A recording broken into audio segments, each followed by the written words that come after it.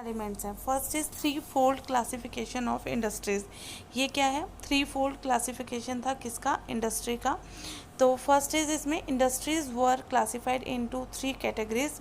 First is those which would be established and developed exclusively as public sector enterprises. These include atomic energy, defence and railways.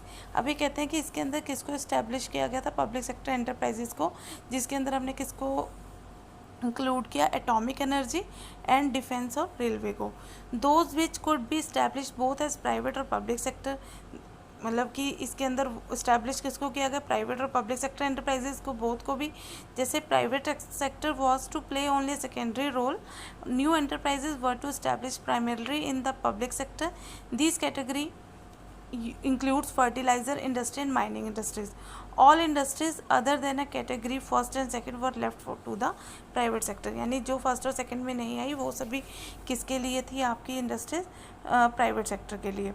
तो IPR 1956 clearly implied that the state was to be spread या sponsor the process of industrialization in the economy। इसलिए हम इसको देखते हुए बोल सकते हैं कि IPR 1956 क्लियरली आपकी स्टेट, आपकी गवर्नमेंट के लिए स्पॉन्सर किसकी प्रोसेस में? इंडस्ट्रियलाइजेशन की, और किस में? इकोनॉमी में। Clear. Second point is industrial licensing. Industries in the private sector could be establish only through a licence from the government. कि जो इंडस्ट्री प्राइवेट सेक्टर के थ्रू अगर इस्टेब्लिश होना चाहती है तो उसको मस्ट भी किससे लेना पड़ता था? उनको लाइसेंस गवर्नमेंट से।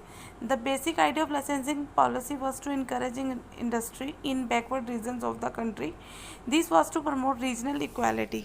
The licence was needed not only on establish new enterprises but also expanding production capacity of existing ones. अगर पुरानी इंडस्ट्रीज ने भी अपने आप को एक्सपेंड करना है तो उनको भी क्या लेना पड़ता था? Licence. This was to regulate the allocation of resources to different uses. The focus was to promote social welfare rather than the private profits. Third one is industrial concessions मिली इनको कैसे? The private entrepreneurs were offered many types of industrial concession, just like क्या क्या था? Tax holiday, and the second is subsidies power supply. Like the policy of industrial licensing, industrial concession were expected to promote each regional equality. यानी कि industrial concession बहुत मिले। जो industry में क्या था? Tax holiday, freedom from the payment of tax for some time, कुछ time के लिए फ्रीडम मिली पेमेंट ऑफ टैक्स के लिए। और कौन सी? पावर सप्लाई मिली जिसमें आपको सब्सिडी भी मिले। Clear. Next topic is development of SSI। अब SSI क्या होता है? SSI means small scale industries. Small scale industries a policy instrument to promote the goals of employment equity. अगर स्मॉल स्केल इंडस्ट्रीज बढ़ेंगी, उनकी डेवलपमेंट होगी तो ऑटोमेटिक उनसे एम्प्लॉयमेंट जनरेट होती है, और इक्विटी मतलब सबके बीच में समानता। First is growth of large scale industry like iron and steel, transport, communication to generate infrastructure facilities. Growth of small scale industry to generate employment opportunities besides social justice. Clear हुआ कि इसके अंदर आपको क्या मिलता है? स्मॉल स्केल इंडस्ट्री में social justice के साथ एम्प्लॉयमेंट मिलती है। बट वो किसको जनरेट करता है? आयरन एंड स्टील, ट्रांसपोर्ट, आपके इंफ्रास्ट्रक्चर फैसिलिटीज़ को। और जो आपकी स्मॉल स्केल इंडस्ट्रीज है वो किसको जनरेट करती है? Employment. A small scale industry is presently defined as one of whose investment does not exceed 5 crore. 5 crore से ज़्यादा इसकी इन्वेस्टमेंट नहीं होती। At the beginning of planning, it was defined as one whose investment not exceed 5 lakh. But now कितना है आपके? 5 करोड़ से ज़्यादा नहीं हो सकता इसमें।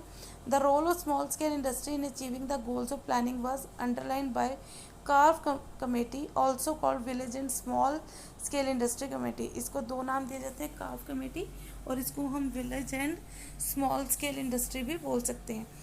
It underlined the significance of small scale industries in terms of their three principal characteristics. क्या क्या three principal characteristics है?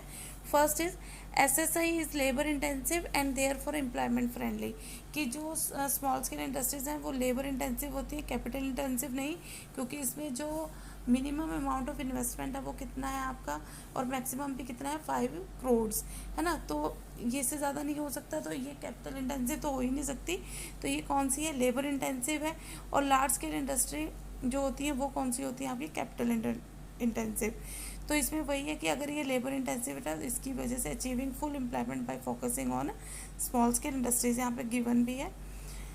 SSI shows locational flexibility and is therefore equality oriented. Large scale industries like Bhilai Steels of Rourkela Steels is often established close to the source of raw material. This is because raw material requirement the large scale industry is very huge.